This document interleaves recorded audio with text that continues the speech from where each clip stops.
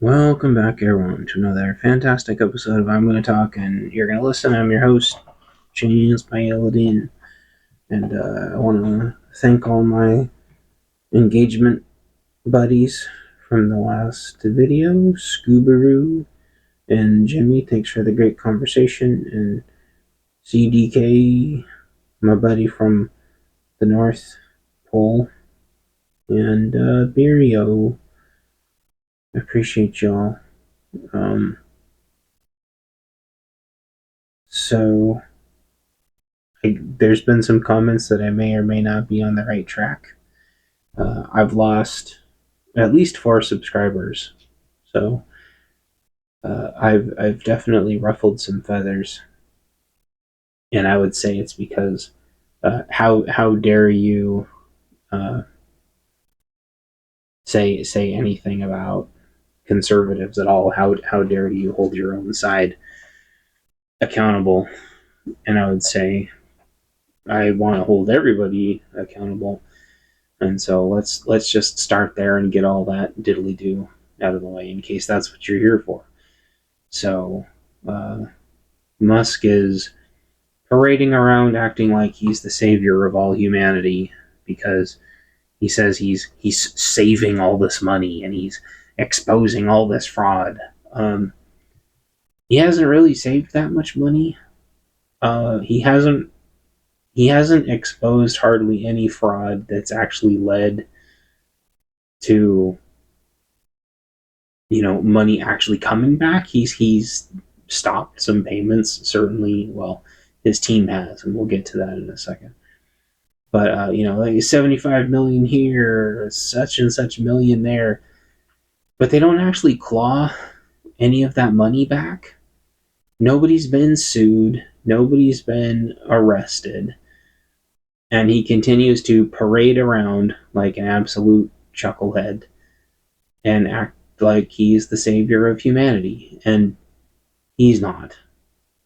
Um, People that he hired, are certainly doing things, and he got the people from the space station, and that's fantastic. Oh no, he didn't, but astronauts did. For a company that that he is the head of, but he's not an astronaut. He's not a rocket scientist. He's not a government employee. He's not any of those things. A he's a mascot.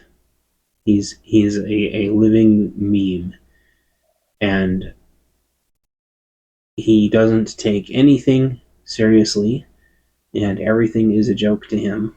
And he every day leads us more and more and more to a corptocracy, and he is a just another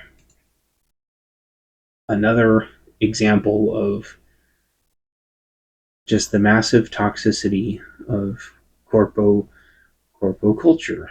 So let's talk about Tesla goings on for a few minutes, and then we'll talk about normal prepper stuff, because there is a Venn diagram that exists in my head where a lot of this coexists and intersects with each other. So let's get going. So why do I impress upon all of you so much that Musk is being ultra inflammatory and extremely unprofessional?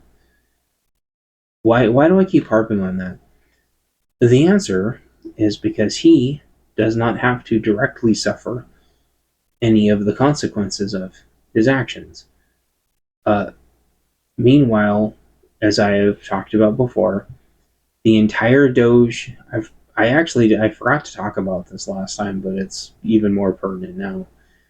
The entire Doge team's first names, last names, middle initials, and work emails have all been leaked. This means that they are all ultra easy to dox, and death threats and every horrible thing you can imagine to them, their kids, their families. All of their lives are effectively over They just don't know it yet. Musk can weather all of that. His employees cannot. So his attitude has directly led to the entire Doge team being in a very, very, very scary situation. This also means that nobody else would ever want to work for the Doge team, and the original team had already left from the original fix Obamacare team, but they said it's because they don't want a part of any of the of staff reductions, which is fine, but they're going to find it extremely difficult for anyone with 2 brain cells to ever want to work for the Doge team again. And so that's problem one. A lot of those are kids. I say kids because they're in their 20s. They have their whole lives ahead of them, and now they're going to have to be looking over their back for the rest of their lives.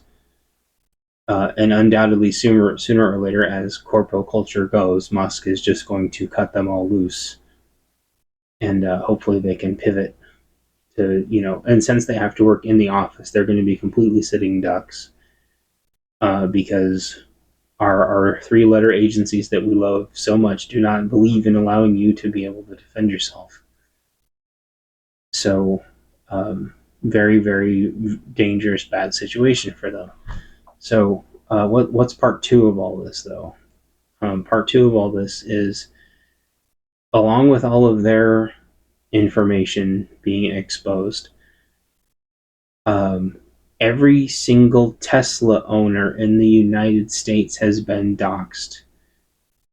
Every single Tesla charging station is on a map, and every single Tesla dealership is on a map.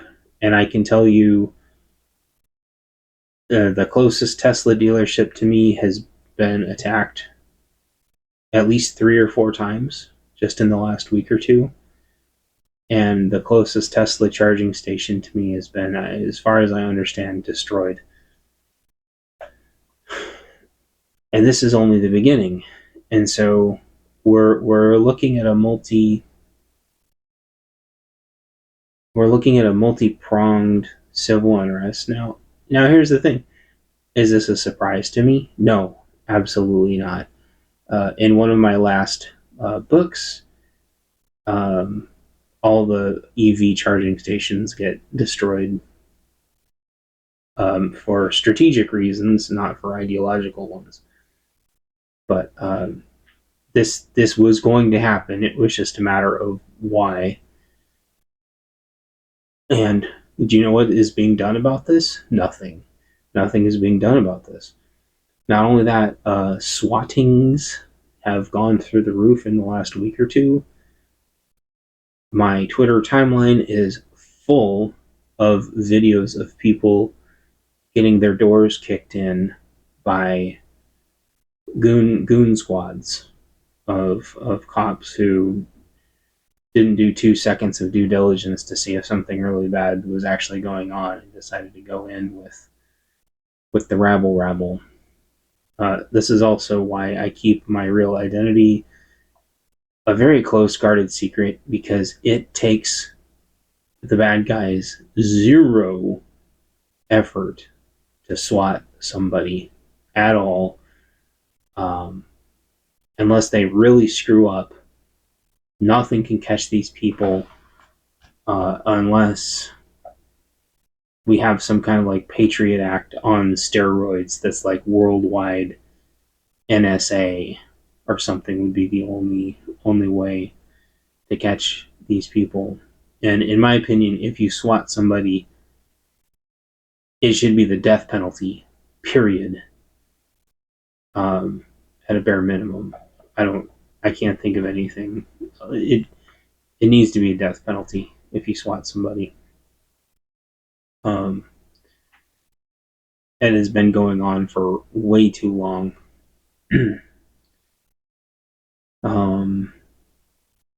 And so what we have here like a perfect storm. I didn't think that people were going to go after Teslas until they got to be a little bit more self-driving and threatened to put all the taxis and Ubers and everything out of work. And then a lot of other cyberpunk media had estimated that there would be some kind of taxi riots, and there has. But this preempts that, because I think self driving is a horrible idea. Period. On a million levels. I think they're way too easy to spoof and hack and mess with.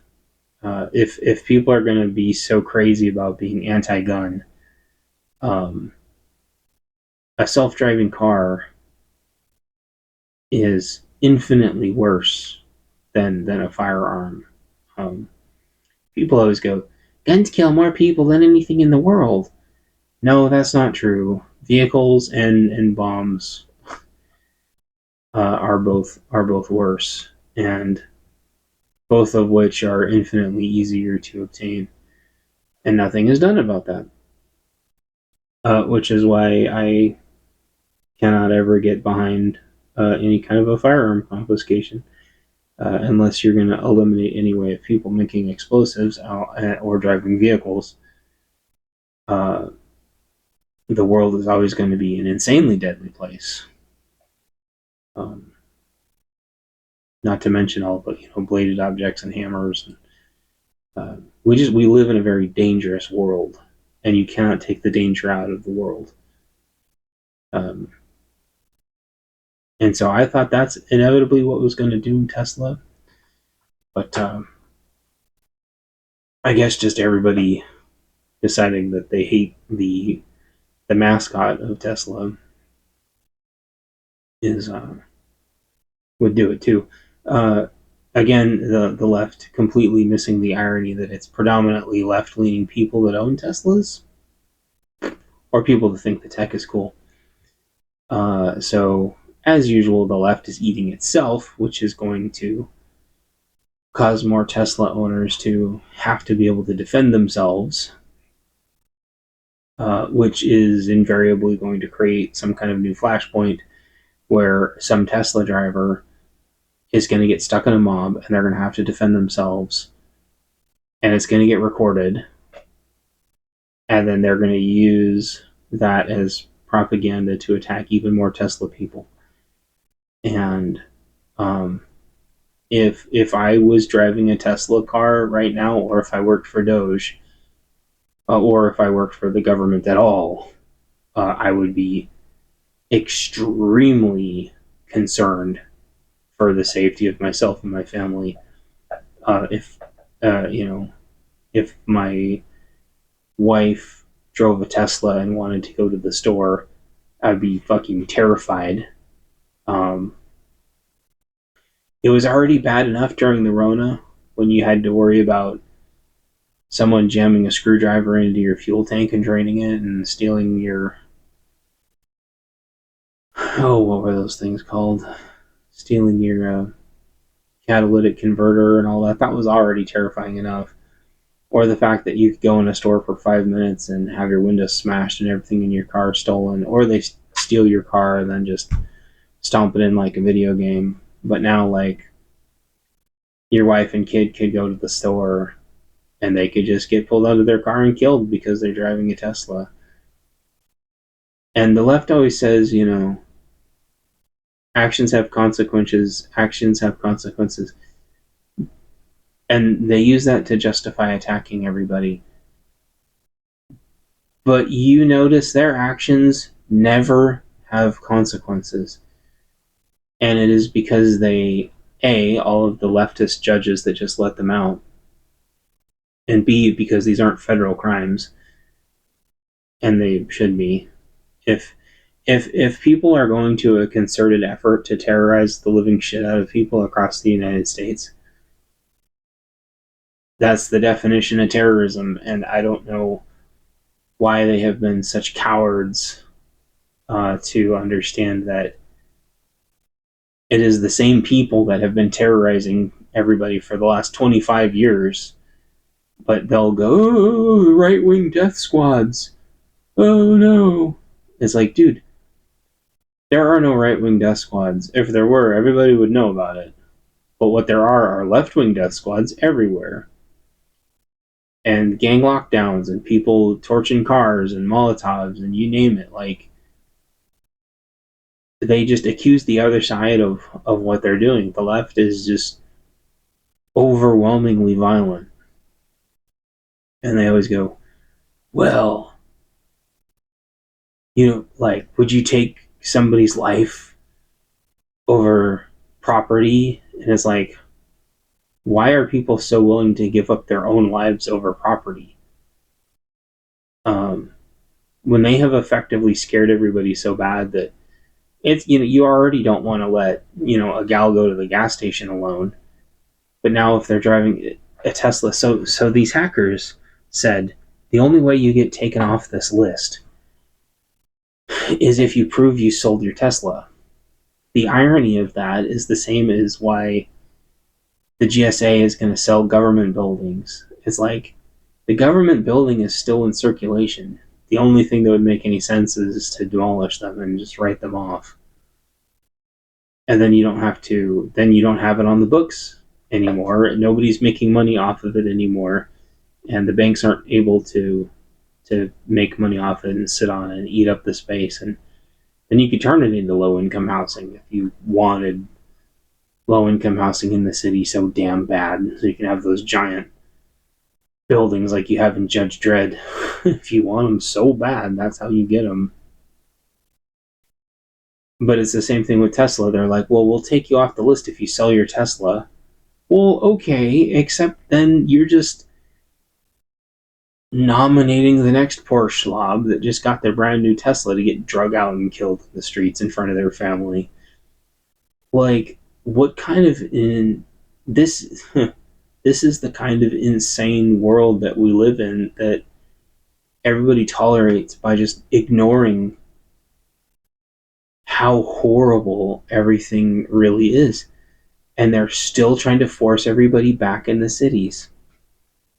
And one of the local city, oh, Ringo, one of the local city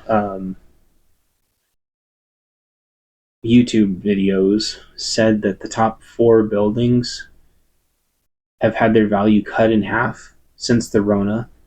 Like, the cities aren't coming back. Meanwhile, the governor said again that no, the city's back to pre-pandemic levels. It's like, that's mathematically impossible. Another, I think the biggest building in the city is going bankrupt because nobody's in it. Hi. And yeah, and the top 4 or something have lost half their value, from like 30 billion to 15 billion or something, 12 billion. It's almost to where, like, a normal person could almost afford, like, a normal quote unquote person could, like, afford like a high rise. But why would you want it? They have taxed the little mom and pop shops back to the Stone Age, or the lefty loose psychos just attack them every single night until they shut down because, oh well, they have insurance. They have insurance. Insurance drops you after the second or third time, and the premiums are insane, and nobody will insure you. So, or these people go in, and the bad guys go in and they just rip the safe, like, right out of the building, or they just completely strip all the products off there, and it's like, you can only GoFundMe that shit so many times. So, our country is once again circling the drain, and I feel like the spark is very, very close to being lit. According to Ringo, it already has been lit. The city calls for aid. The Teslas are on fire. The city calls for aid. Wow. So, I don't know. We're living in an insane world where you've got increasingly low IQ, feral people, uh, possibly inbred, possibly brain damaged. I don't know. Completely brainwashed from almost the time that they're born. And these brainwashed people have been teaching the next generation of brainwashed people, and you have all the illegals and all of the drug-addled homeless. And this, and now they have found the person to go after. Can they do anything to him? No, of course not. But he's got like 15 kids now. They're going to have a target on their back for the rest of their lives. Goodness only knows how many more he's going to have, which is whatever. That's nobody's business. But he's painting a target on those kids' back with his own narcissism and hubris. Instead of him getting off whatever medications he's on and then getting on some different medications that don't make him a spaz, and then just getting a coach to learn how to have normal conversations with people. Like, I get it. He's special. It's obvious he's on the spectrum. He's a happy guy. He gets happy. He gets excited. And on top of all that, he's on ketamine and who knows what else. I get it. Probably, Adderall, tons of Adderall. Maybe they all are. I don't know. I get it. But the thing is like, when you're responsible for a lot of people, somebody's got to tell you to calm the fuck down. And I don't want anything to happen to him or his family or all the doge employees. I don't want anything to happen to Tesla owners. But he doesn't give a shit. Like, he just keeps trolling. It's almost like I don't think that he has the awareness to realize that he is kicking this off. But he is. Everyone used to blame Orange Man for this. And Orange Man is probably going to kick off World War III at this point. But domestically, this is like times 100 of how mad Orange Man used to make people. Nobody even, besides some World War III stuff, nobody really complains about Orange Man anymore. If anything, people have realized that I think both sides unilaterally don't want war. I don't think the left wants war anymore. And conservatives, I think, just like military surplus stuff. Because they realize they've been lied to for so long. They don't want wars in Iran and Iraq and Syria and Libya and North Korea and Taiwan and Hong Kong, and most importantly, the Hebrew lands and the Hebrew adjacent lands, even though, what's it called, APAC, like, seems to just be controlling everything, and more people, I think, are starting to realize that now. After Massey called it out a while ago.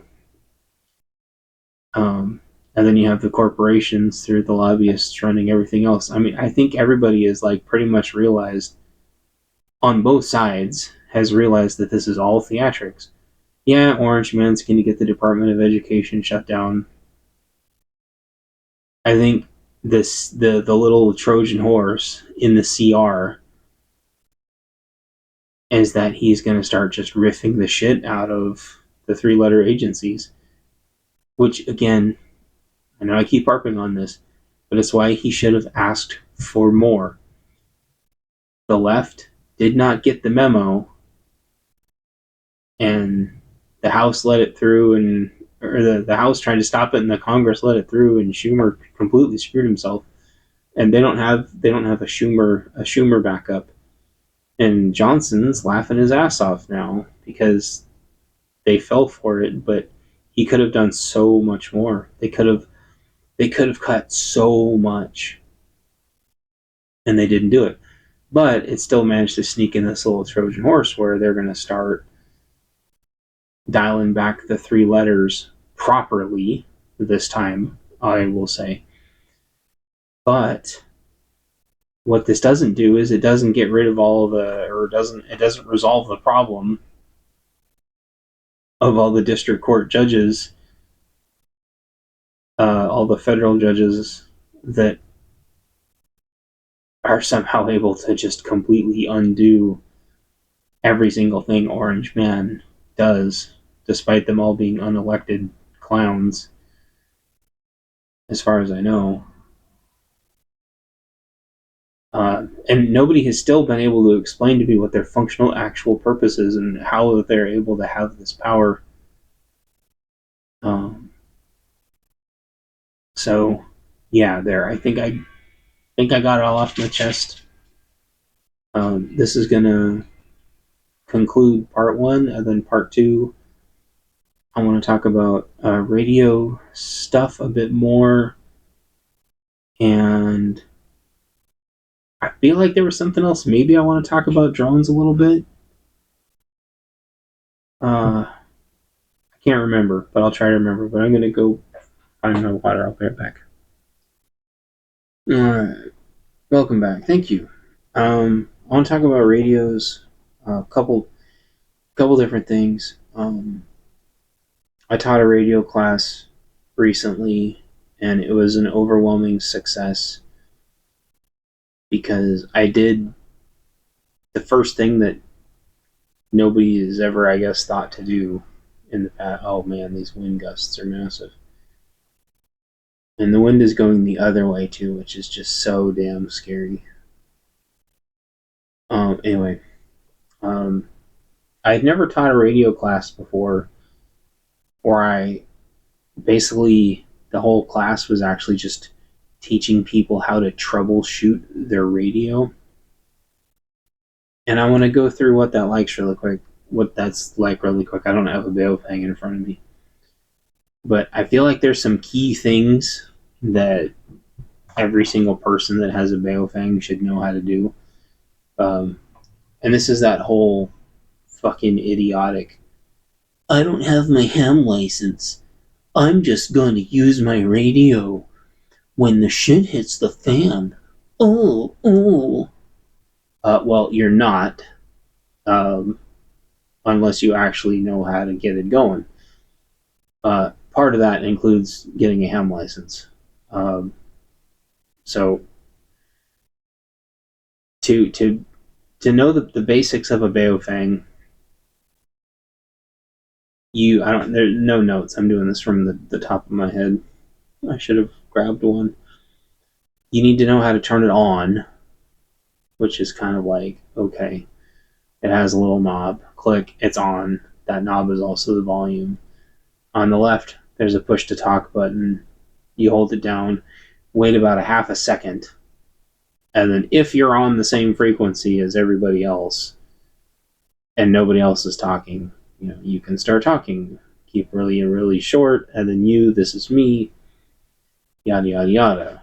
Well, it is infinitely more complicated than that if A, someone screws up the programming on your radio, B, you forget to lock the keypad and the cat walks all over your Baofeng keys. C, it's actually locked and now you have no idea how to get into it because you don't know how to unlock it. Or D, someone says, hey, are you on channel such and such, and you have no idea how to get there. So how did I go about this? The first thing I did was I taught people how to get in and set. There's an A and a B. There's a top channel and a bottom channel. And the first thing I did was I had everybody turn their top channel to display as the name of the channel. So what that looked like is I had everyone go to channel mode, and all the Baofengs go channel mode. And then I go, okay, everybody hit menu. Menu. Everybody go up to menu option 21. Hit menu again. Hit down arrow one time. And then that usually is going to say menu a, and then a name. And then you hit menu again, and it goes confirm, and then you hit exit. And now your A is the name. Now, if you've never had anyone program your bail thing before with Chirp, and before you go, oh, well, you can just program it yourself. I have my repeater book. I can just program it myself using the keypad. I have probably programmed hundreds of radios by now, and I'm not going to get into why or how or when. And you are not going to do that, and if you think you're going to do that in any semblance of scale, you have no idea what you're talking about. And as soon as someone has loaded everything on there one time, you're not going in there on a Bailfang and loading anything to anything except for frequency mode, which you can only load 2 channels, an A and a B. So if you're going to run some kind of a mutual aid group, you have to have programming. You got to learn how to program it, and you have to make sure that everybody's actually on the same programming. So once you have everybody set up to have their channel name on top, you have everybody go 001. And what that does is that puts everybody on channel 1. And then you have everybody hold their radios up to each other and see if everybody's channel 1 is actually named the same thing. Now, you can, if it was still the frequency, you could technically do that, but we're all English language speakers, not number readers. So,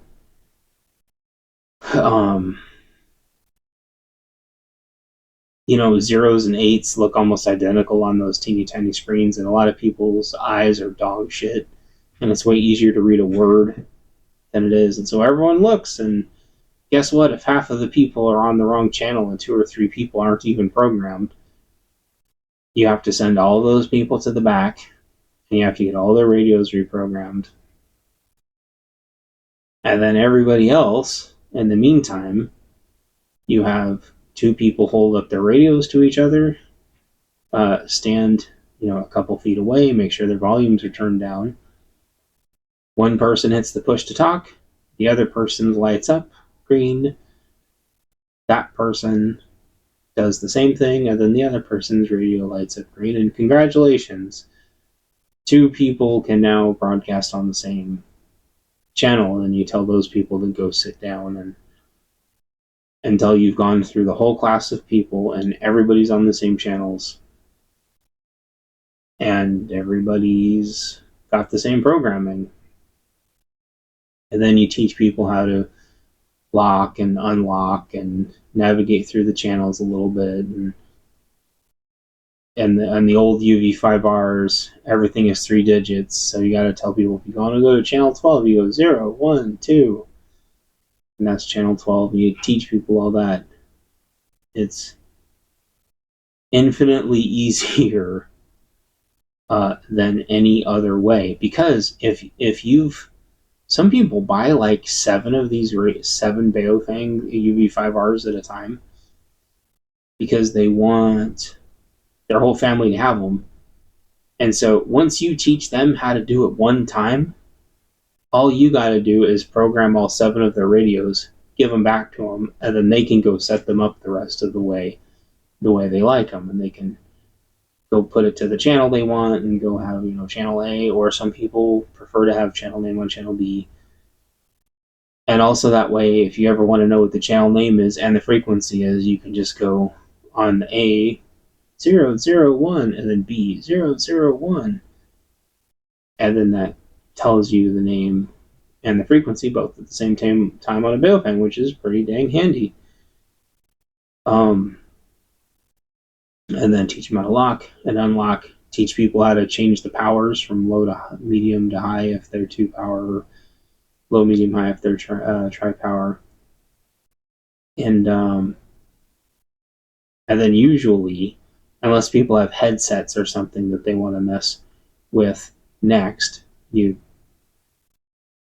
tell people a channel to go to, and then you send them all the four ends of wherever you've got, and then you start doing a little rehearsal, so that way everyone can go back to their houses, and you can start setting up, mutual aid, and then from there, you can start setting up, Baofeng repeaters, and you can start, doing analog, digital over analog, and all the stuff in the Gorilla's Guide to Baofengs, Gorilla's Guide to Baofengs, which is an amazing book. Just make sure you don't get a knockoff. Make sure you get, a legitimate copy. And then there you go. You just learned probably more about your Baofeng than probably 99% of people that own Baofengs. I will tell you what, there are so many damn things that can go wrong with a Baofeng. People hate to admit it, but they are very much a throwaway, disposable radio. And you might say, oh, well, if someone, does a Battlefield pickup on their radio, they have all of our channels. A scanner can pick up your channel in seconds anyway. A UV5R is not going to be for when shit hits the fan for about a million reasons. Unless you program them to not light up, or you put a piece of tape over them, you can see them from a mile away. You can see them on thermals. They have RF. They're not waterproof. They're fragile. Charging them is a bitch. The cradles that they charge in are just terrible. And you really want to upgrade to at least a UV5RM, which can have 1,000 channels instead of a UV5R that can only have about 128 or something. And the 5RMs are only a couple dollars more. But there's probably 100,000 UV5Rs floating around the United States at this point. So it behooves yourself to learn how to use them. And programming them is really easy. And it's nice to say, hey, you're going that way, grab this, go to channel 5, and if anything happens, call me. And then you do a 2-second radio check before you both head out, make sure nobody hot mics, and away you go. So that's UV5R in a nutshell. Some of the things that can go wrong, though, like I said, is the radios can just be locked out in channel mode for no damn reason, and you got to figure out if there's some way to unlock them. The microphone can just not work, and you need to use a headset. You might be able to talk on them but not listen at all, for who knows what reason. There's just like a million things that can go on them. So if you've got like a bunch of Baofengs in boxes and you're like, I'm ready for shit hits the fan. No, you're not. And I get so infinitely frustrated with people thinking they're going to lone wolf it with their Baofeng. I'm not going to get a ham license. Those stupid sad hams. It's like, okay, you don't have to get your ham license, but like, you don't have to like what the FUDs are doing, because I know FUDs are really annoying. Boomers are really annoying. I get it. But like, we all need to be able to coexist, and the first thing that means is not like shitting on everybody and disparaging everybody, because like once you start casting doubt in people, or once you start doubting yourself, as City Prepping was just talking about this earlier, like doubt is like the enemy of prepping. You just end up second guessing yourself and second guessing everything you're doing, or you just start making everybody else second guess everything instead of like legitimately being prepared, which is like trying to learn and overcome and compensate and figure things out. Eventually you just start making excuses, and it's like, well, why do you even lock your car door, if you just think nothing's ever going to happen?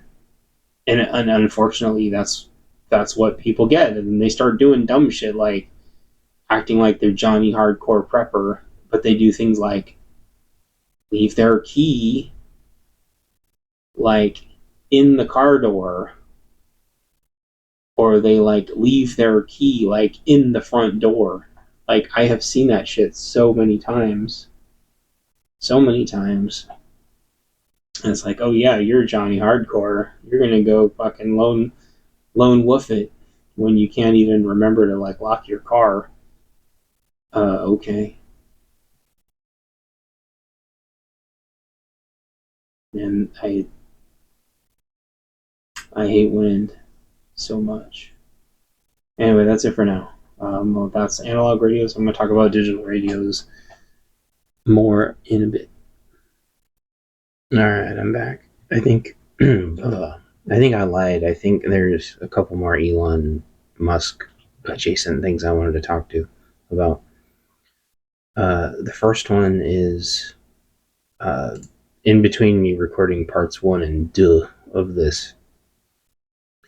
An article came out saying Republicans want Musk to shut up about Social Security. And I thought this was pretty funny because I guess as a part of the dogening, Musk wants to cut 12% of Social Security's workforce. I should say I'm not at all surprised by this. The problem is the optics. I think everybody knows that Social Security, Medicare, Medicaid, food cards, it all needs to be cut. But this is like one of those like red button topics that like Republicans just know that you're not supposed to touch. So I thought that was really funny. If you're stuck in the Social Security loop, I'm sorry.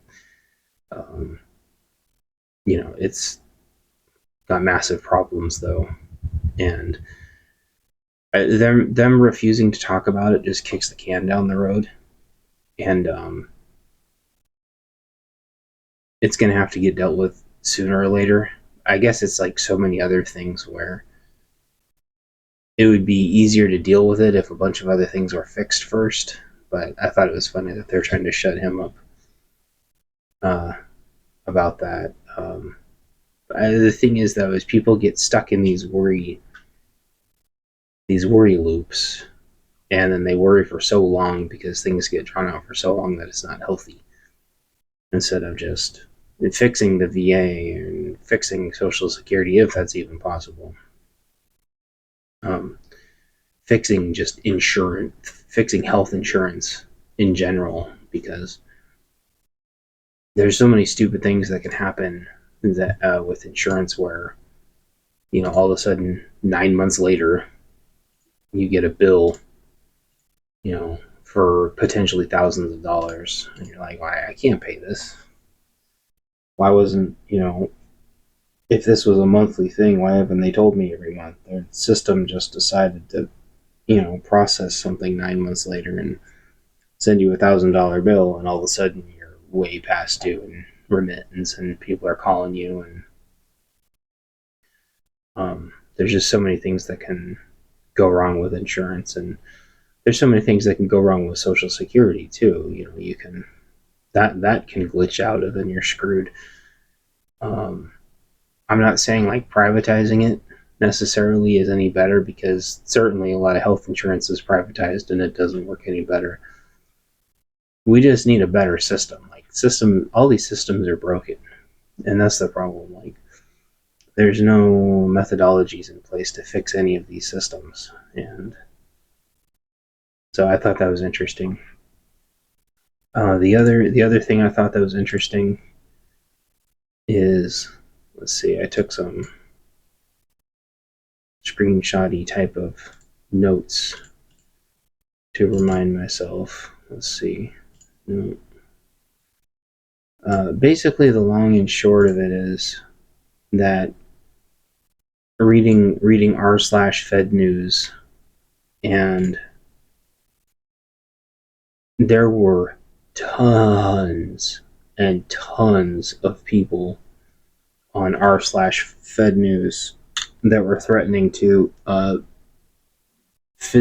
violently physically assault doge auditors, and that coincides with something I think I said in part one of my episode, which is that the calls to violence over doge employees, they've already been all fully doxxed, and all the Tesla drivers have been fully doxxed. And you have protests again this weekend over Tesla owners, and you had massive protests last weekend over Tesla owners, and now you have r/Fed News. I lost count after like somewhere between 20 and 30 people calling for direct, very, very clear intentions to violently assault doge employees. And no mods were doing anything about it.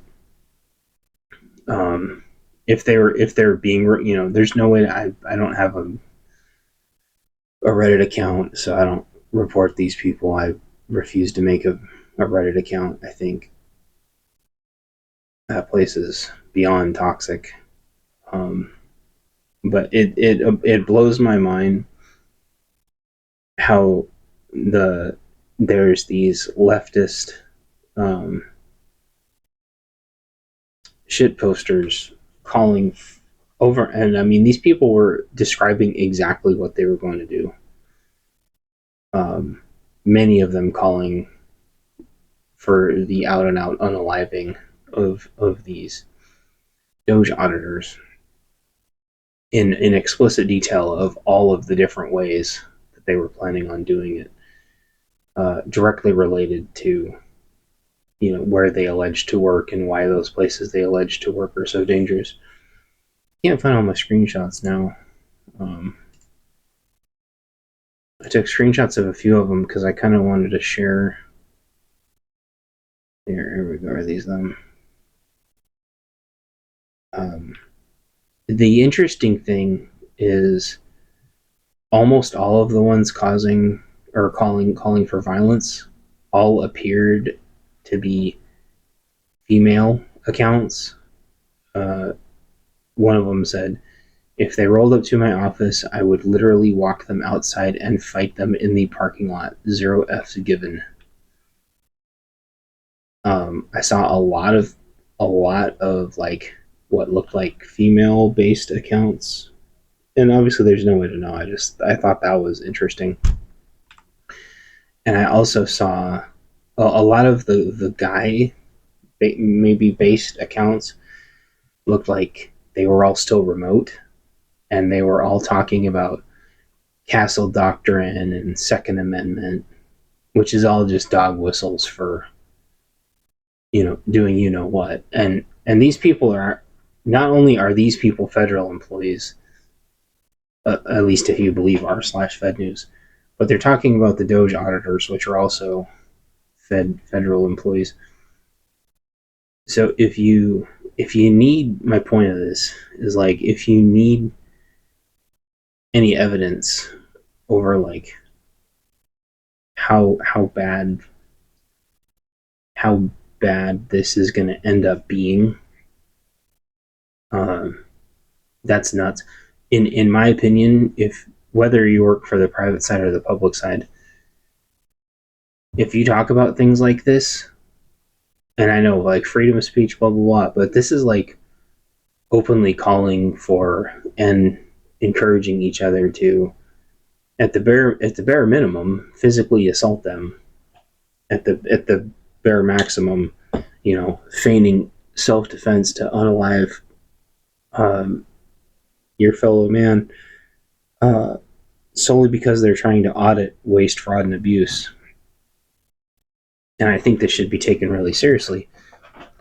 I think for all the times in history that, whether it's been like, the incel movement or the 4chan movement or the alt-right movement, every single time one of those people does something, every single social media that they're aligned with gets ripped inside out and upside down.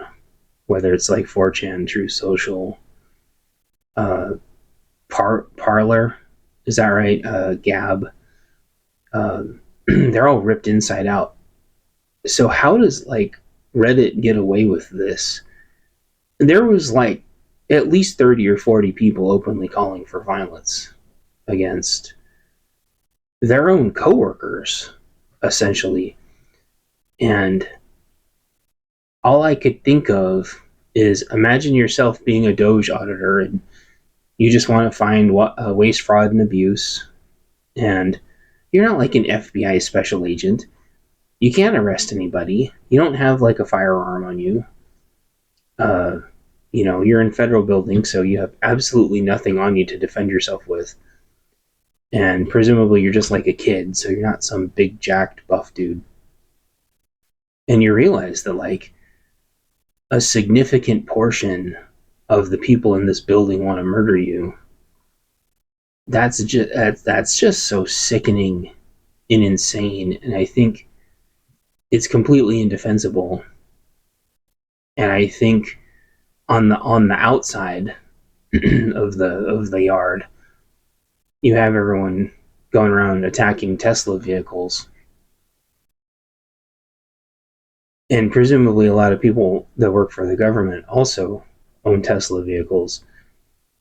And what you have here is just a massive recipe for just massive amounts of internal violence, to the likes of which I don't think we've seen since maybe the Revolutionary War, if not the Civil War, the first one. This will be like everybody attacking everybody, and the lines completely skewed. And again, at the same time, you're trying to force everybody back to the office while these audits are happening, and while all these Tesla cars are getting attacked. And there's a video online circulating right now of a guy that runs a gal in a Tesla down and cuts her off and forces like a wreck, and then gets out and confronts her. And he's a big guy and she's a little gal, and he's like, sell your Tesla or else. And it's obvious what the connotations are. And people would say, oh, just call 911, blah blah blah. Well, the thing is that this guy could easily just throw a cell phone jammer over himself. He could hide out at Tesla charging stations and follow, innocent women around where they know that no guy is with them, and they can just wait until they're in a less populated area and run them off the road and do horrible things.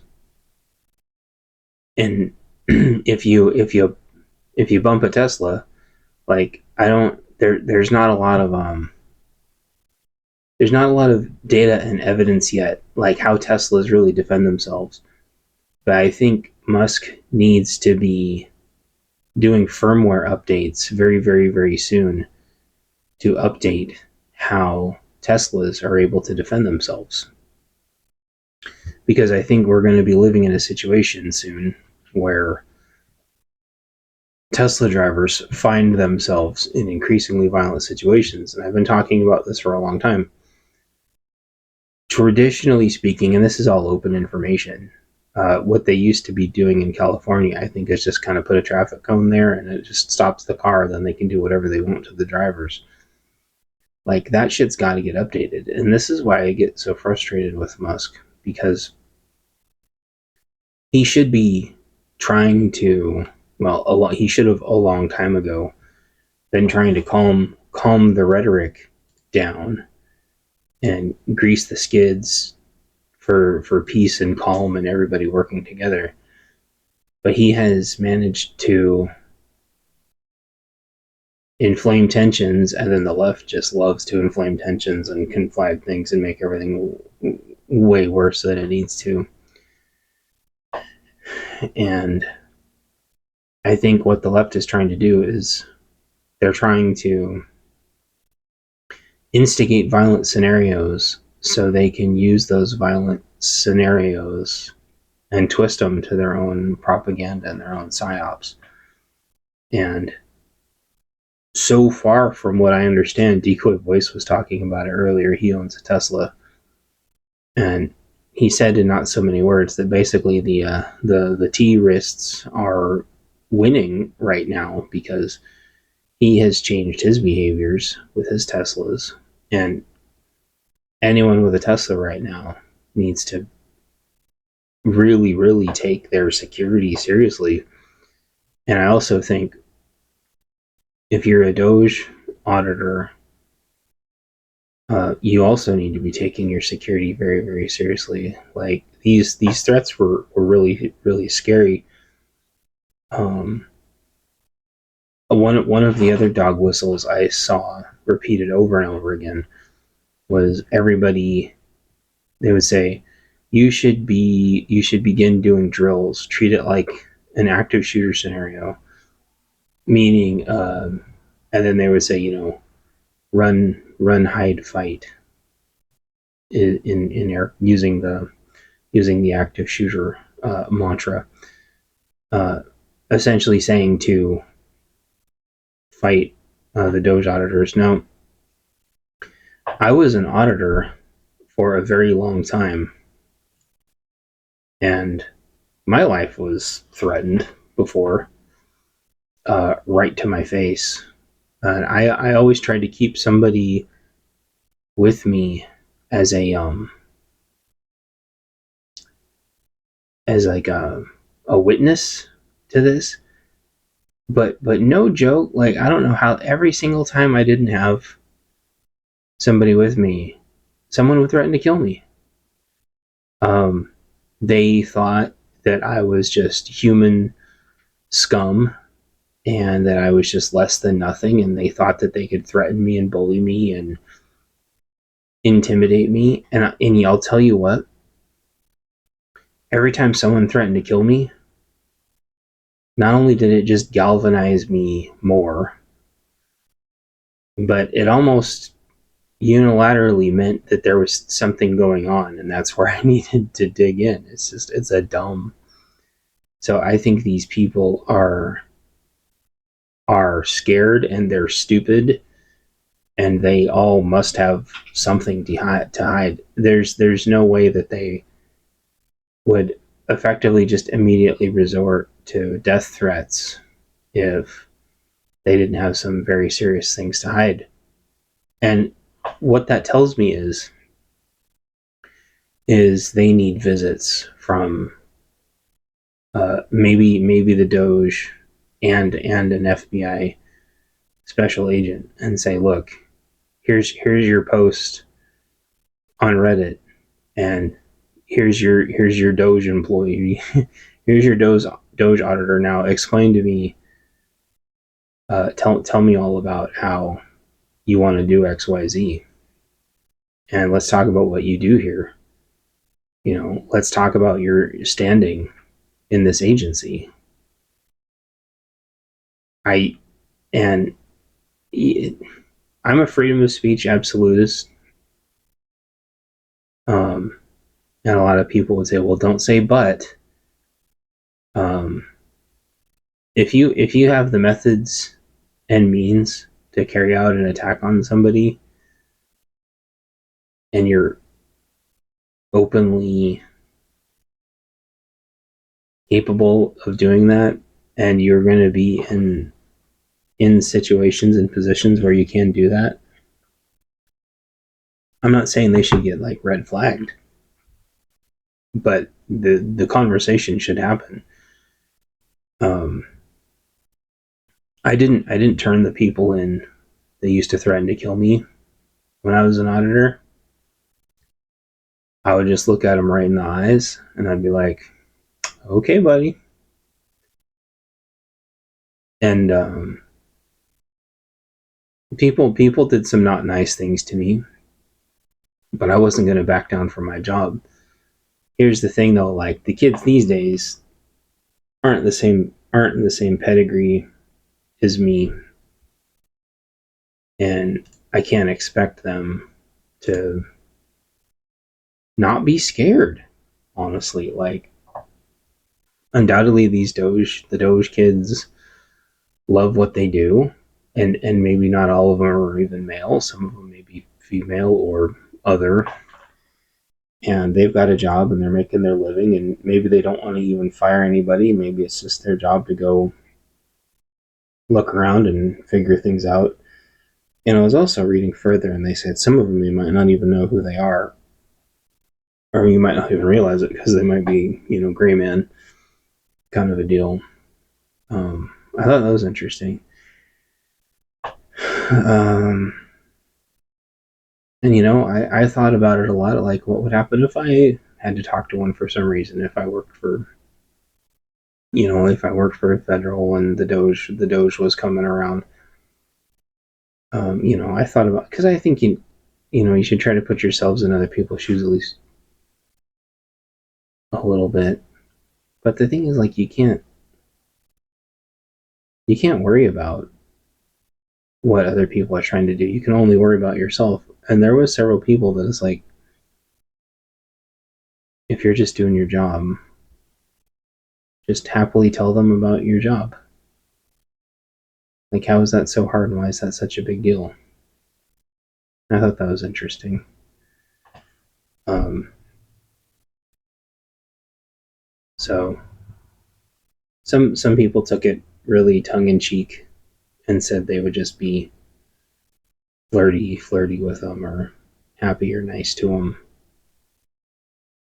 or just tell them what they did. And I don't know. I think that's a lot better than all these psychos. Welcome back, me. Thank you, me. I confess, I have lost a little bit of track of exactly what I haven't covered since this podcast is spanning a week. Uh, so much new stuff just keeps coming out. First thing is I'm just shuffling around a lot. I keep having a hard time getting comfortable. I don't know why. I've been really tired today. Anyway, um, I was talking about jamming. Like Tesla drivers could just get followed around and jammed. I think that Tesla cars are updating their Sentry modes. Um, so Musk, at least on paper, does seem to be taking some of this seriously, which is neat. I do feel like Teslas need an alert when they're being jammed. Um, and I think that goes for cell phone jamming, and I think it goes for GPS jamming, because I'm still thinking of, things the bad guys could do, and maybe they could jam or spoof somebody's GPS to make them drive somewhere they don't want to go, and get them stuck in an area they can't get out of and do bad things. I legitimately think that, like, really bad things are coming to Tesla drivers. Tesla owners. I don't think this is going away, and I think a lot of it has to do with the phrasing of the protests. Even the phrasing of calling them protests to begin with. I mean, this is out and out terrorism, and you listen to podcasts and they'll call this a Tesla protest, or national social you know who protests, and it's like, these aren't protests. This is domestic terrorism, and the media is just so nasty about when it's one side, when it's conservatives doing it. They'll have congressional hearings till the cows come home. And when it's the other side doing it, they just these peaceful protests, these peaceful. It's like it's actually spinning up really fast. There usually aren't in the course of history. There haven't been this many direct attacks against like a directed at a manufacturer in a long time. In the past, when like Mercedes-Benz has been attacked, which by all accounts seems to have been scrubbed from the internet, or when Starbucks has been attacked repeatedly, those are usually just because it's like eat the rich, protests going on. Not usually Starbucks, not usually any of those big multi-billion dollar corporations. This is like specifically Tesla, and ironically some Rivians, because I think the left can be extremely retarded, and maybe they think Rivians are made by Tesla. They have some similar features, but Rivians definitely aren't made by Tesla.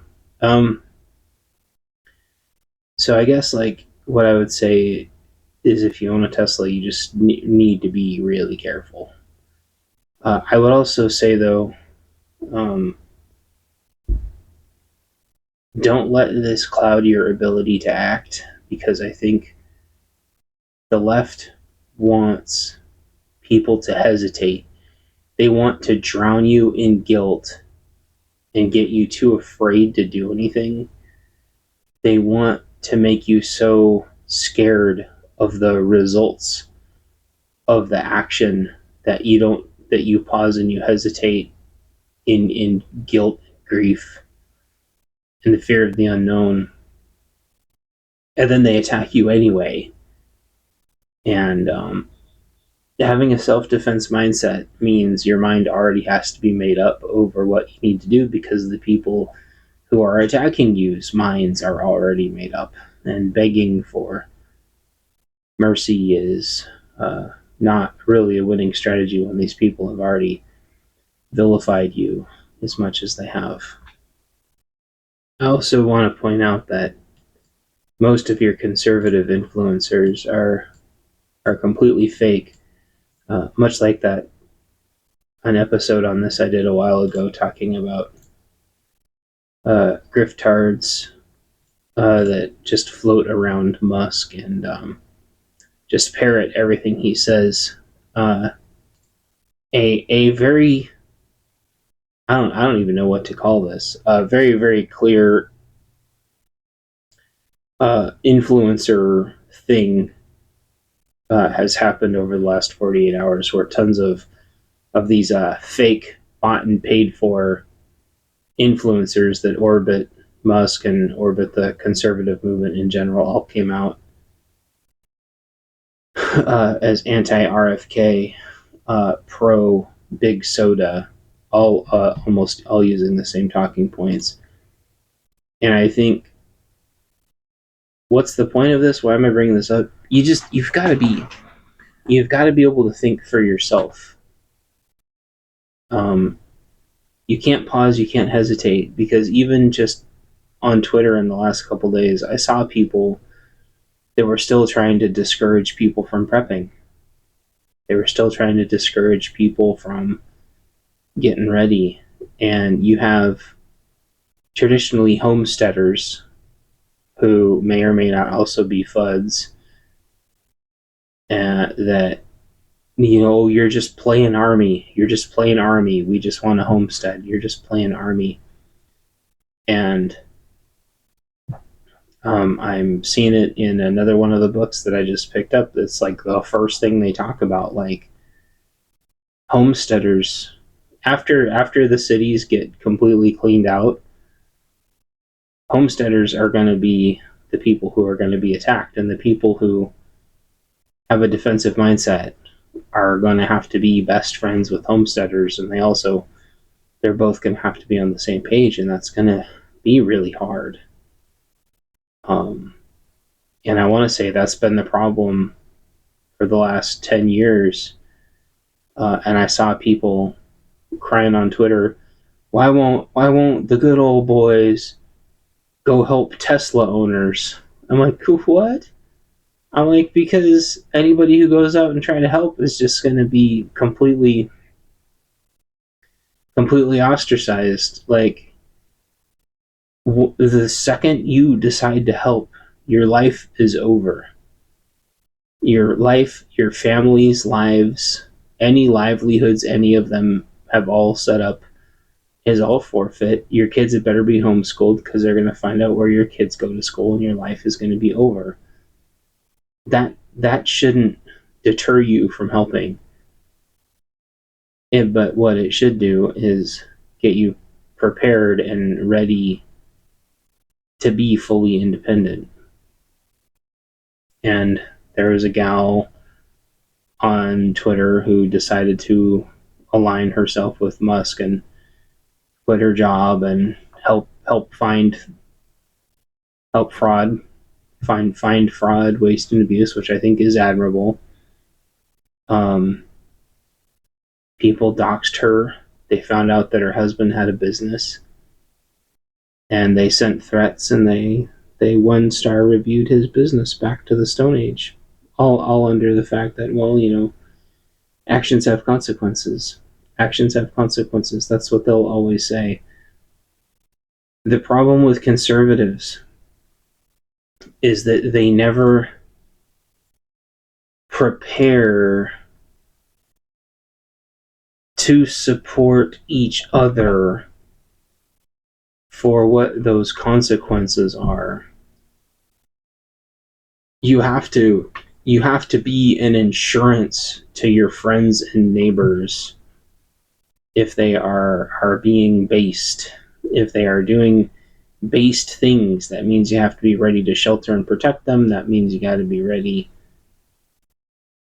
People got to make businesses that are cancellation proof. You got to have side gigs that are cancellation proof. Otherwise, what they will do is they will run you all the way back down to working at Walmart, and then they will track you down there too until you are literally unemployable everywhere. But what they want you to do is they want you to be too scared to act. They want you to be looking over your shoulder every second, scared to death every time you get employed that they're going to find some video about you, or they're going to track your phone, or they're going to track your license plate, all of which are things that can absolutely happen, and they probably will happen, but you have to be prepared for those eventualities. You have to accept the fact that sooner or later you're going to lose everything. And the only thing you will have left is being able to defend what's left of your property and your neighbors. And that's really terrifying. But once you arrive at that, if you can arrive at that peacefully and organically, you now realize more than ever the enemy that you're dealing with. Because the enemy that you're dealing with has already foregone all of that. They don't own anything. They don't love anybody. They don't have a higher calling. They're not Christians, but they will be more than happy to use your Christianity against you. And you have to align yourself with good neighbors, good people, a good church. You have to align yourself with people who are based and uncancelable. Because if they come after your church and you don't do anything, they're coming after you next. If they're coming after you and your church doesn't do anything, they're coming after them next. They're going to come after all of us. Um, that's what these last several weeks of swattings have been about. This whole thing, it happens in waves. They test the waters by blocking some streets and stuff, and when nothing happens, they go start destroying everything, and when nothing happens, they start swatting everybody and they start doxing everybody. And what they're trying to do is they're trying to whittle down our resources. They're trying to suppress our willingness to fight. They're trying to get us so worried that we make ourselves sick. If we have businesses, we stop going to them. They try to make it to where you can't work. All the while, they're terrorizing the hell out of their own side too, and they're trying to rally their own side up. Make no mistakes, like the vast majority of the left right now is not doing good either. They are trying to rally their base also, and they haven't had anything to rally their base around. But sooner or later, they'll come up with something, even if that means they have to create it themselves. And I guess I wish, in kind of a way, I've been thinking a lot. Um, I wish that I was doing these podcasts more live and more regular on YouTube, like my peers have been doing, instead of kind of jumbling them up together. But the reality is I just I don't have the literal bandwidth for it. Like the fiber tubes are still sitting outside. As soon as we get fiber, I'll start doing all this too. The thing is I'm just saying the same thing that everybody else is saying. I'm not saying anything new. I think that's okay though. I feel really blessed that I have finally found a group of people that are all saying basically exactly the same thing as me, because it gives me people to rally myself around. I think that's important because for the bad guys psyop to work, they need to make you feel isolated and alone. It means they don't want you to get your message out, right? So like vision preparedness, so like Hudson Valley prepping and survival, like and and several other really great ones too. They all their channels, like, just they don't get a lot of views, they don't get a lot of traffic, and that's why we all just have to kind of keep rallying together over and over again. And that's why I shout them out in my books, and that's why I'm on all of their channels. And I just don't waste my time with very many others, because if you're not in this to collaborate and all get on the same page, you're going to get left behind. Um, you have to be ready to do the things on a moment's notice from nowhere. Like you hear crinkling gravel, you got to be ready. If you don't have dogs, if you don't have perimeter sensors, you know, it is frustrating because a lot of it's constantly looking into like new tech, new drones, new radios, new sensors, new cameras. It is a lot of that, but like a lot of the time, just having a couple of obvious cameras is enough. And then the more serious you get, you start having less obvious hardwired cameras as backups, you know, and then you start increasing that perimeter. It's like an onion. And then you encourage everybody else to be doing the same thing. And you can't be worried about getting on lists. You can't let that fear control you. And that's a good segue to talking about radios, which probably, if you're listening to this sequentially, I've probably promised over an hour ago by now. But I've been recording this episode in little 20 and 30 minute segments. So, radios they're not a deterrent, but they really are like a force multiplier, and they're an amazing backup to the phones going down. I've said this before. Our entire area is on a single cell phone tower, which is insane when you think about just the massive amounts of employment coming to this area soon, and the massive amount of uh, new manufacturing going in before the manufacturing bubble bursts. And it has become increasingly important to step up your radio game. And so that starts with either getting a couple UV5Rs or the 5RMs, so you can just skip straight to the 1,000 channels and skip straight to USB charging, so you don't burn your house down with those shitty charging cradles. And I looked into the whole Amazon affiliate thing, and simply put, I think there's no way I can become an Amazon affiliate, and so I've been really hesitant to just throw a bunch of links in there. And someone else will get the money, I guess, but I think it's more important that y'all get some radios and start playing with them. And so after this episode, in the About section, I'll throw the links to the 5RMs. Those are analog radios. You can program them with Chirp, and the cable's only like $5. Chirp is open source software, so you don't need any proprietary stuff. And setting up the Chirp programming for the repeaters in your area is really easy. There's a repeater website that has all the repeaters, and you can just type them into Chirp, which doesn't take very long. And then you'll be set up for your area. And if you want to talk on the ham bands, you just go get your ham license, which is really easy now.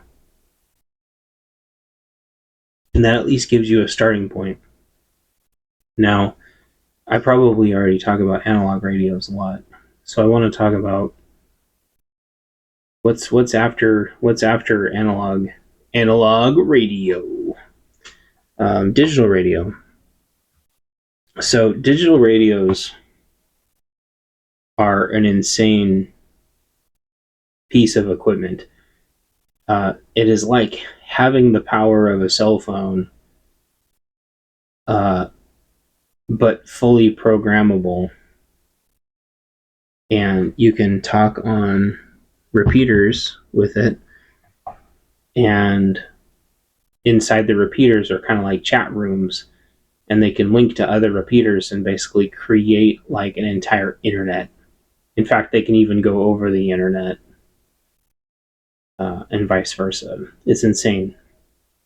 Now, unfortunately, what confuses people a little bit is there's two different use cases for digital radios, and I think people get really confused. They buy one, they might feel like they got ripped off or misled. Not only are digital radios, they're not significantly more difficult for people to mess with you if they want to find the channels that you're on or whatnot. They just have to have a digital system to mess with you instead of an analog system to mess with you. But what it does allow you to do is at least be like one step ahead, instead of like everyone and their mom has like UV5Rs now. Well, when they listen to you talk, they'll just hear tick, tick, tick, tick, tick, tick, tick, and they really won't know what to do about it. The likelihood of them stepping up and getting increasingly more expensive gear to, okay, so they can figure out what your channel is on, but they still can't do anything about it without having a digital radio. And furthermore, and hence moreover, in a pure grid down shit, it's the fan scenario. So, FCC, if you're listening, I love you. I'm not encouraging anyone to break the law. I'm saying in a shit, it's the fan grid down these digital radio, or if you just go get the licensing, if you're like a private security company or something, you can get encryption on them, and it's really, really good encryption. And you still follow the same rules as everybody else, which is don't step on other people's transmissions, and short transmissions, and you still have to worry about getting direction finded and stuff. So ComSec, communication security is still really important. All that, you still need to learn all that, but it's digital is also a lot clearer. It's way clearer. It's way clearer than a cell phone by far. It's the closest thing in radios to talking on like a landline, like landline levels of quality. But the radios are like 4 to 8 or more times expensive, But if you join a ham club, they could have some really nice discounts for you potentially. Which is why I think there's a lot of benefits to joining a ham club, or someone could just have an extra one and they might sell it to you really affordable. Hams are notorious for having way more radios than they really need. So they're always trying to sell them because it's not exactly what they wanted. Kind of like how gun people used to be before all these damn laws. So I thoroughly love the digital radios that I have. They kind of felt like boat anchors for a little while. Well, the first one did, and then the more I thought about it, I got a second one. Because if you're talking to digital repeaters, you really want to be talking on the highest power possible. And so now, instead of having to worry about analog repeaters, I can just talk on digital repeaters. The quality is way, way, way better. But unfortunately, you do give up tons of anonymity because the FCC just refuses to understand OPSEC. And unfortunately, everybody with a ham license, is just completely doxable. Everybody with a digital ID is completely doxable, and everybody on digital repeaters is completely doxable. But again, choo-choo. Going to what I said earlier, you can't live in fear of that, because okay, you don't get your ham license, then you can't really talk on the ham bands, you can't really talk on ham repeaters. You can't go get your digital ID, which means you can't go talk on digital repeaters. Your sphere of capability just gets massively restricted due to fear. And then if you're worried about people tracking your drone, so the limitations of drones you can get just get lower and lower and lower. And you end up just working yourself into a corner. And some things are trade-offs. There's going to be compromises that you have to make. And tech is only going to be good for so long. And I've heard people say before, well, when the shit hits the fan, that stuff isn't going to be any good. Or when the EMP, it's not going to be any good. Well, yeah, but I can use all this stuff now, too. It's the same thing with medical. And quite a few of the streams, late YouTubers that I've, orbit around have been talking about, you need to be planning for your own personal shit. It's the fan, not the big one. And what you need more than anything there, besides a modern self-defense tool, is lots and lots and lots of medical equipment and medical training. The whole goal of survival is to make it as far as you can. And if your fantasy doesn't involve all of the little hiccups and bumps and bruises that come along the way. And if you're not networking along the way, you're going to be further behind the curve, because starting out is really, really daunting. And it's gotten worse after the Rona when the prices of everything doubled and tripled. But like, with the help of military surplus, there's still, you can still get pretty darn far. And you can't get discouraged by the fact that there's groups and people out there that are like insanely well funded, and the fact that the cartels are insanely well funded. Your tactics and your training and your awareness are still going to give you somewhat of an edge. Yeah, you still need to save up for night vision? Yeah, saving up for night vision's still a good idea. But you don't need the biggest, best Gucci thing. You can just get a credit card and get, a single PVS 14 and a helmet to mount it on, and start training out there at night. The likely, especially if you live in a rural area, the likelihood of you using a PVS 14 with just your daily bumps and bruises of things that happen in hiccups is still going to be pretty high. You're going to hear coyotes around the cows, and you're going to want to go check. There's going to be, a car at the end of the road, and you're going to want to go check. Okay? Like, it's happened to me several times, and it's been really frustrating because it's really hard to get other people to cooperate. But, there's been people that have been walking up and down the road in the middle of the night. It's happened several times. I used to think that they were looking for their dogs and stuff, but then I realized they probably all just hit deer and have been looking for them. But like having a single PVS 14, like, digital night vision is neat. I think I've talked about this before. Digital night vision is neat and it's super affordable now. But like, it's just not that good, unfortunately. Like, you need a PVS 14 or the Chinese variant. But that's still the last thing I would get. I would get a drone first. I would get some good radios, some at least decent radios first. And I would get a 3D printer first.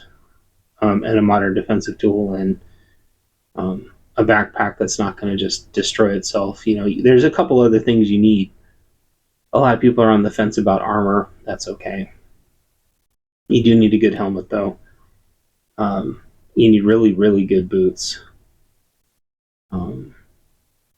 But like, at the end of that, what I would call like that first set of stuff, like a PVS 14 needs to be like at the end of that first set of stuff.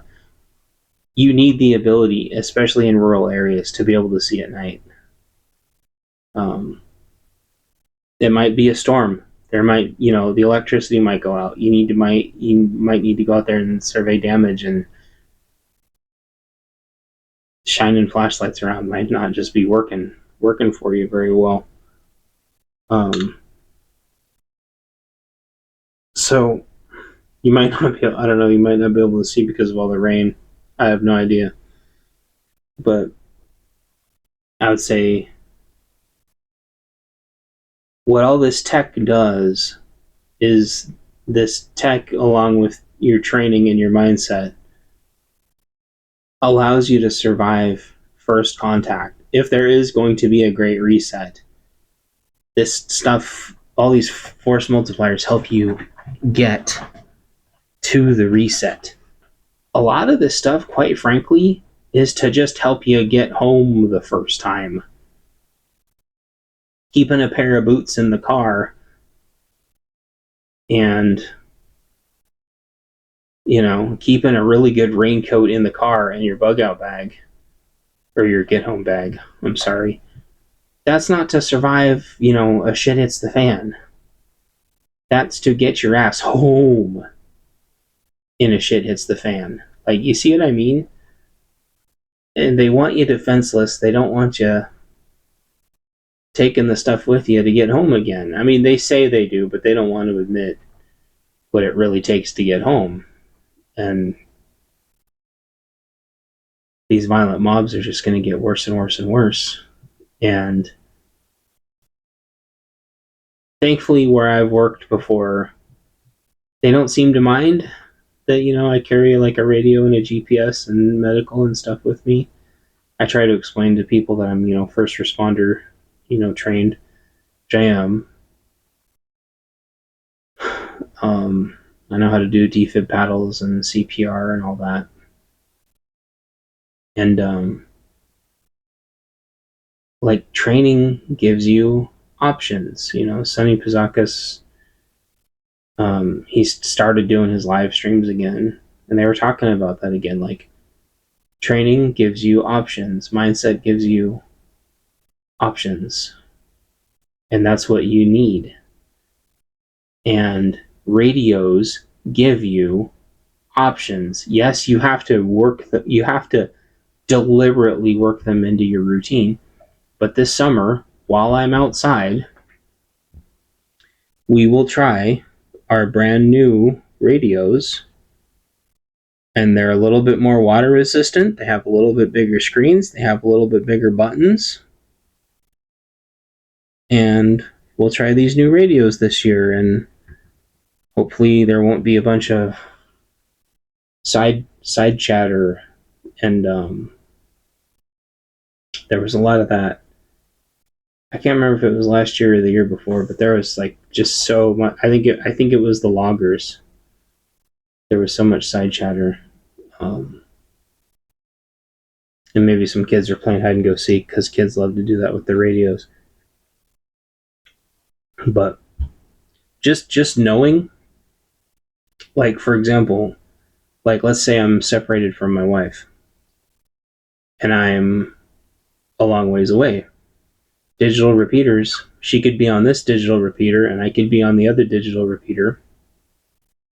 And I could talk to her. I could say, if I'm ever not home, your repeater is going to connect, or your radio is going to connect to this repeater and on this channel. And then I can kind of log in to this channel from like a different repeater.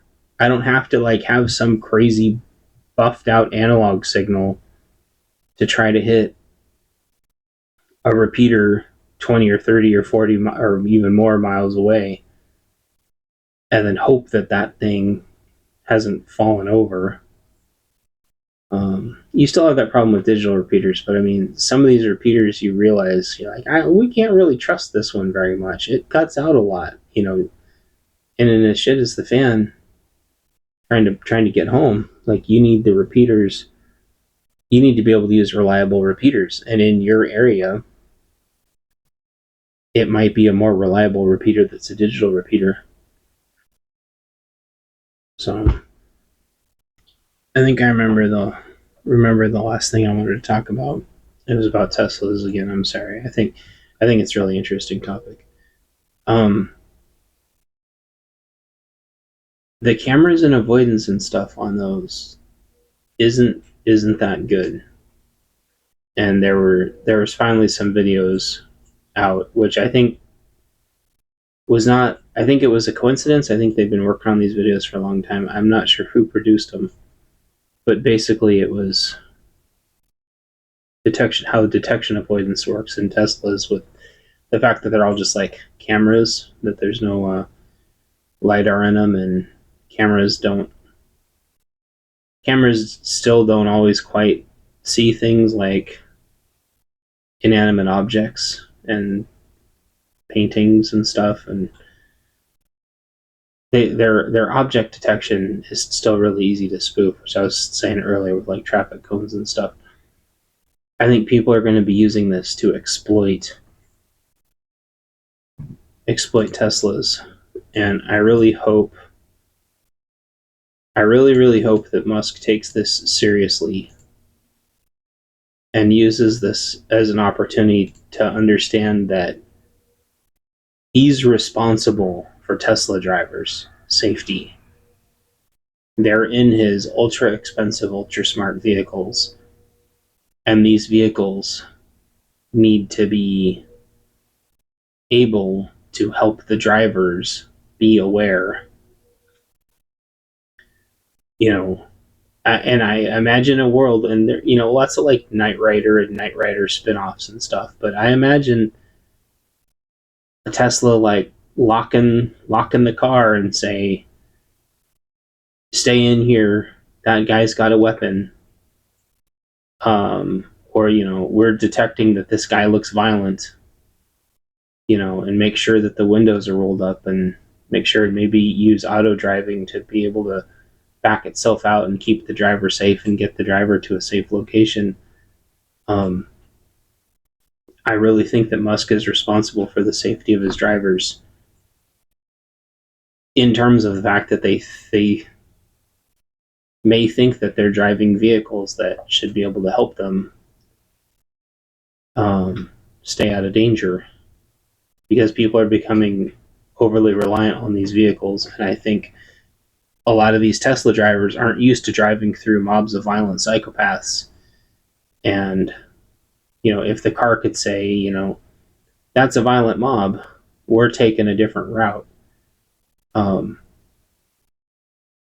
think that is something that could save a lot of lives, because I think the opposite of that is people learn how to spoof Tesla's defense systems and just yank the drivers out and do terrible things, and then some of those Tesla drivers are going to be forced to defend themselves, and it's going to just create an optics nightmare. And the left loves its optics nightmares. They thrive on videos of worst case scenarios leaking out in just the most horrible ways. I have seen them attack their own people as much as I have seen them attack conservatives. They have no problem with this, but then they'll blame the other side for doing it. I really hope, and I also want to say in closing, I really, really hope all the Doge the Doge auditors, I really hope they stay safe. I've never seen such like psychopath like vitriol before. That r/Fed News, those people are disgusting, and they should be ashamed of themselves, a lot of them. I find it ironic too that they would use a lot of the same, the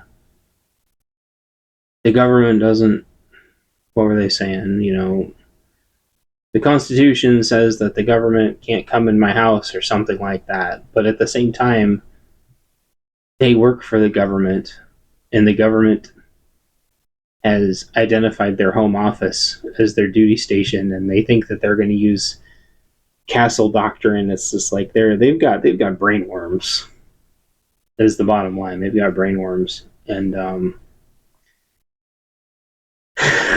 just they create these no-win scenarios on purpose so they can wash their hands of the decisions that they have to make, and it's just disgusting. Instead of all of this just like psychopath like vitriol of them effectively talking about how they want to ambush these Doge auditors, and I mean pages and pages and pages and pages of this on r/Fed News. I wish they would I wish they would have just taken the money, and because these could you imagine working around people like that? These kids they got a new job and they want to find fraud, waste, and abuse, and these people are talking about ambushing them and physical violence and much, much, much worse in some cases. And I really hope the FBI special agents take that very seriously and protect these kids. That may or I don't know if anyone's made them aware yet, but after reading r/Fed News the last couple days, it looks really, really scary and really, really dangerous. There was one. See if I took a screenshot of it. I suppose I don't. I'm not familiar with which agency this is, but supposedly they said when the doge came, the employees went straight for the gun safe and went into building lockdown and acted. I don't know. Acted, I guess, like they were gonna. The implication is that I guess they were gonna treat them like invaders and act accordingly. And there was a lot of people that agreed with them going into this run hide fight implication, which is just sickening. And then people saying they would literally walk outside and fight them, physically assaulting them. And but there were a few. I liked this one. I'll just say I'm.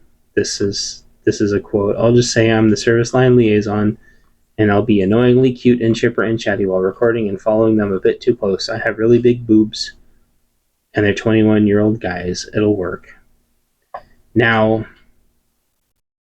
that's at least one of the nicer ones that I saw. Their implication, though, is that they all want to record and dox these kids even more. They want to get their faces and badges and everything about them, and they want to leak it all. And what they want to do is they want to terrify the doge so bad that they won't agree to do their job anymore. But that's not how this works. Like I said, I've been an auditor before. I've been physically threatened many times, and it's not how it works. They didn't scare me. It wouldn't have gone the way they wanted it to go. It would have went very, very, very, very bad for them in the worst ways imaginable if they had decided to pursue violence towards me. I'm glad they decided to not choose violence towards me. I'm glad for them. But this isn't the way to do it. But I also think it's not the way to do it to just shut the whole thing down. I think that these people could be identified and they could be offered some options that they would find preferable to go along their merry way. But you might say, but Chance, you're a big hypocrite. You said shut the whole thing down. It's like, well, because if you can't come to funding agreements, then that is kind of what you have to do. But if we're not going to fundamentally shut the whole thing down, then the next best thing is that they need to be doing interviews and on r/Fed News and finding these psychos. You should never, ever, ever be advocating for violence towards auditors. That's that fundamentally breaks the entire purpose of having auditors and doing audits. I firmly believe that these people do have something to hide, or they wouldn't be trying to dox and terrorize the living hell out of these kids. What this reminds me of is exactly of these direct actions that they take when they go to dox people and show up at their houses and do all sorts of horrible things. And if they can't attack them, they swat them, and they, like I was saying earlier, they make everybody lose everything. These people are using the exact rhetoric of the ninja clan. So if I had to guess, these are the internal leftist instigators inside the government. And I'm not saying that they are universally in a shared role with people who just sit in the government and don't do anything. But certainly they easily could be the element that have been working against every time anyone tries to fix anything.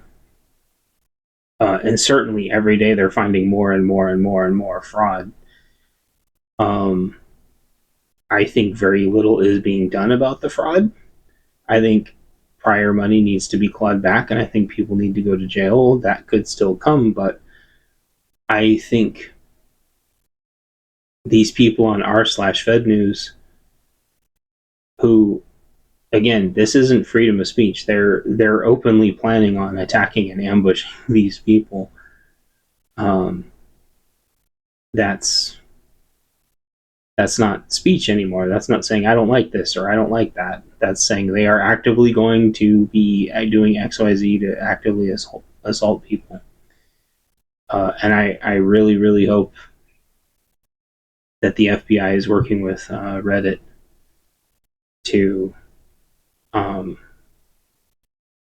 wouldn't want to work with these. I wouldn't want to work with these people. I could you imagine like how insanely like toxic of an environment that would be?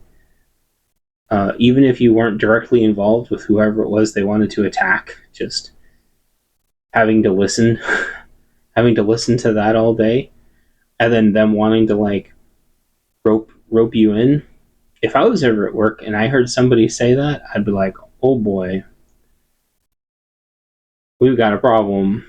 Um, you might say, "Oh, you're a narc or you're a snitch or something." It's like I can't be party to people talking about ambushing their coworkers. That's sick. And I think these people are sick, and I think they need to go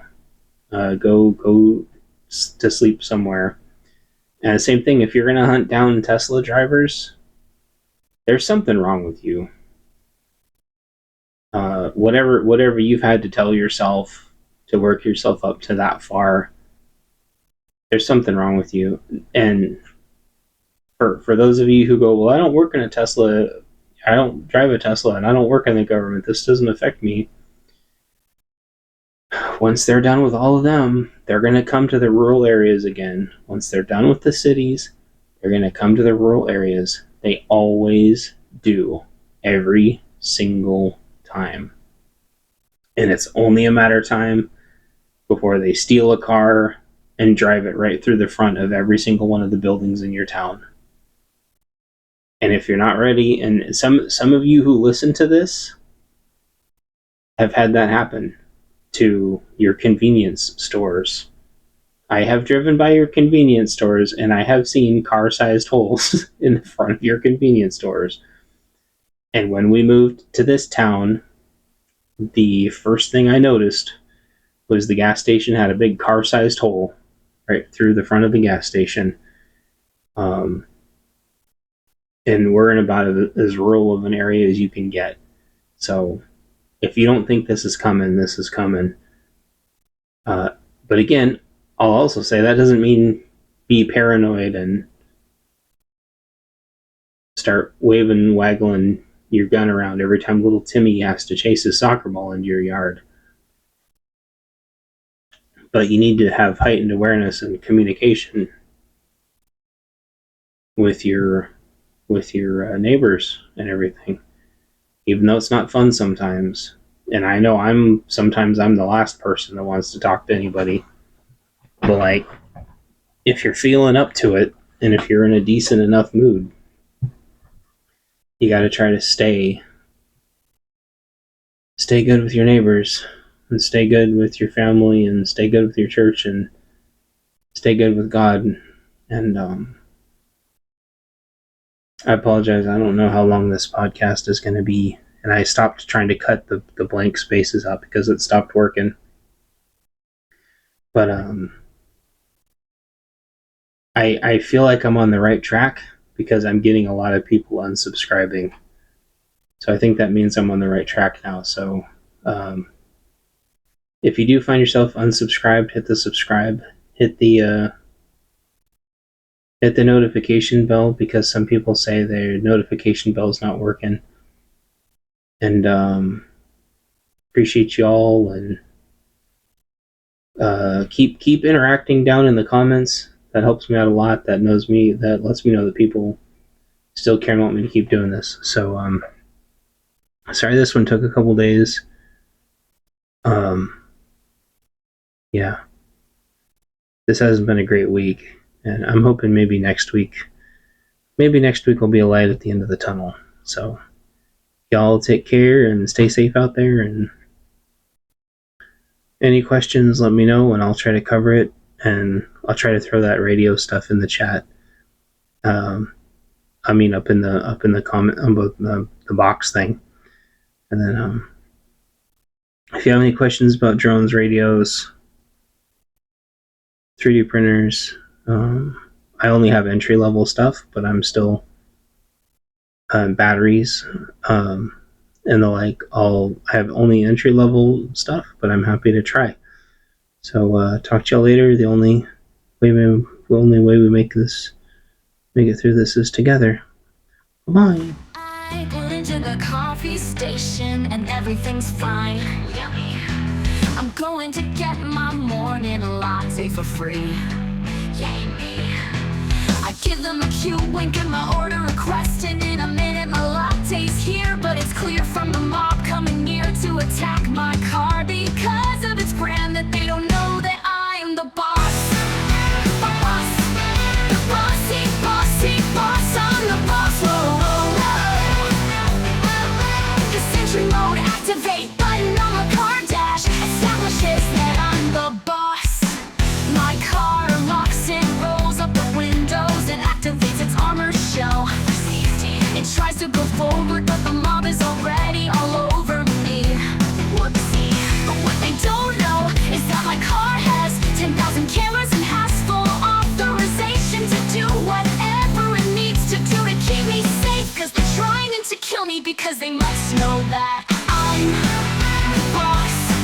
The bossy boss, I'm the boss. Whoa, whoa, whoa.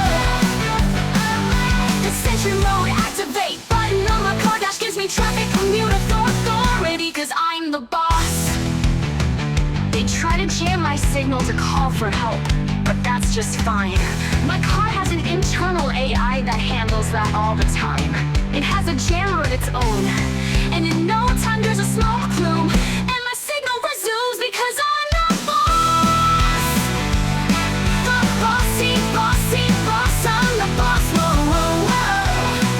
Oh, the sentry mode activate button on my car lets me stay on my conference calls because I'm the boss. I didn't only buy this car because it looks pretty. I bought it to get me to work and gym safely, and now you see that I'm not whatever you think of me. Now if you'll excuse, I have to go to work and be the boss. The boss. Bossy, boss, I'm the boss. Whoa, whoa, whoa. Oh, the sentry mode activate button on my car got me to work safely because I'm the boss.